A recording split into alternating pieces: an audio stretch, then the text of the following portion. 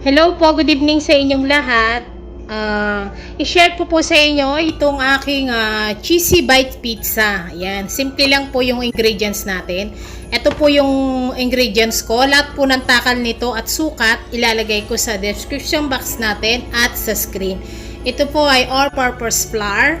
Pwede pong bread flour. Ayan, ito naman po ay olive oil. Ito po ay instant yeast, powdered milk, asin, at sugar. At ito pong ating warm water. At ito naman po yung ating pantoppings mamaya, panlagay natin yan. Ito po ay Kraft cheese. Ayan, iniwa ko pong pahaba. Ilalagay po natin yan sa gilid nila. Mamaya po pakita ko sa inyo. At itong ating mozzarella cheese. At itong ating pizza sauce. Yan lang po, napakasimple. Ito po, umpisahin na natin. Gagamitan po natin ng mixer machine. Pwede nyo pong inibyan sa kamay kung wala kayo nito. Ay, sorry. Ayan. Ating yeast, sugar, yung asin, itong milk powder. Nakakalinamnam po yung milk powder. At ito po yung ating warm milk. Ay, sorry po. Yan po ay warm water. Ayan po, start na natin siya. Dahan-dahan muna siya hanggang mag-mix well. Ito na po siya. Ayan. Tignan niyo po at napakalambot niya. At elastic na po siya. Ayan. Ayan. Pwede na po to. So, ngayon, gawin po natin. Ito, maglagay lang po tayo ng oil dyan. At ikot natin po dyan at takpan po natin hanggang siya ay mag-double size. Napakasimple lang po nitong pizzang to at masarap siya. Balikan po natin mamaya.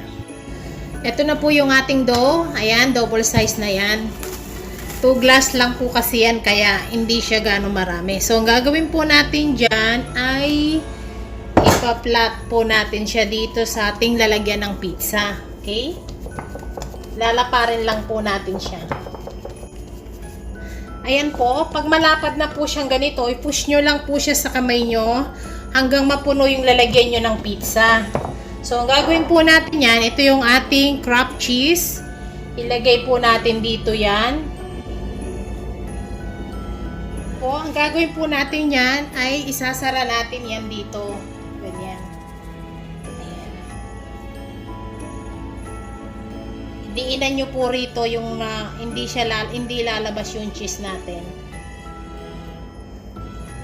Yan, pag ganyan lang po, diinan nyo yon. Tapusin ko lang siya.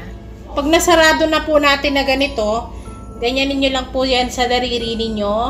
Yan. Yan. Wala po siyang lalabas na cheese. Ngayon po, ang gawin natin dyan, yan, putulin po natin dito kung nasaan yung haba ng cheese natin. Ayan.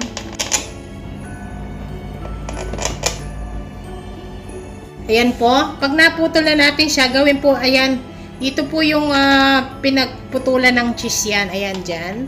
So, ngayon, gawin po natin yan, itong dalawa. Ayan. Then, gawin lang po natin dito, pag naputol na natin, ipaganon lang po natin siya.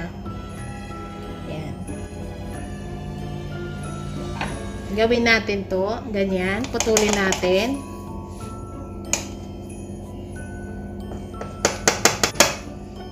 Then, palipit lang po natin siya ng ganito. Ayan. Ganyan.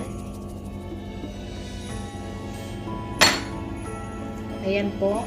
Ayun, padapa natin sila doon. Ayan, ganyan lang po sila.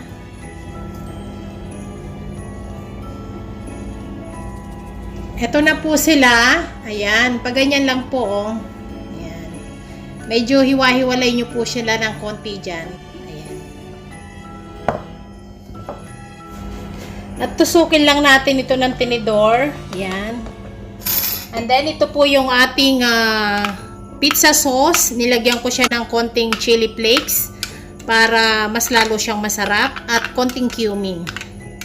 Then, lalagay lang po natin yan dyan. Huwag niyo pong ganun dadamihan, katamtaman lang. Ito po yung ating mozzarella. Yan. Mas marami pong mozzarella, mas masarap siya. Kung meron po kayong hotdog or pepperoni, lagyan nyo po siya sa taas. So, ito po sa akin ay loaded cheese yan. Ayan, lagay na natin lahat para mas masarap siya. Ayan, i-bake na natin siya. Ayan na. Kagaya na sinabi ko, meron kayong pepperoni, pwede nyo siyang lagyan, nasa inyo. Ito po ay cheesy bites. Ayan na po, bake na natin.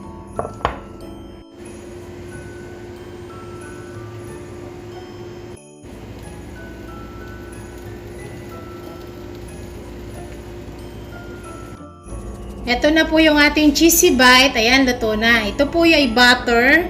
Ayan, hawakan ko na po. Kaskasan lang po natin itong mga bilog-bilog na to.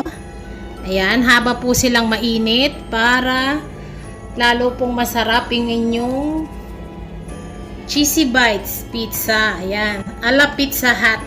Ayan. Simple lang po ito at napakasarap niya. Subukan po ninyo. Tikman na natin siya ngayon. Ayan, para makita ninyo. Ayan po.